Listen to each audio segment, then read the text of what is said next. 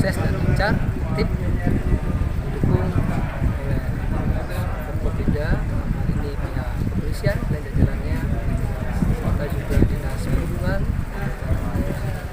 Satpol PP juga dan jajarannya. Terus komunitas pariwisata, kemudian pariwisata, alhamdulillah sangat mensupport kegiatan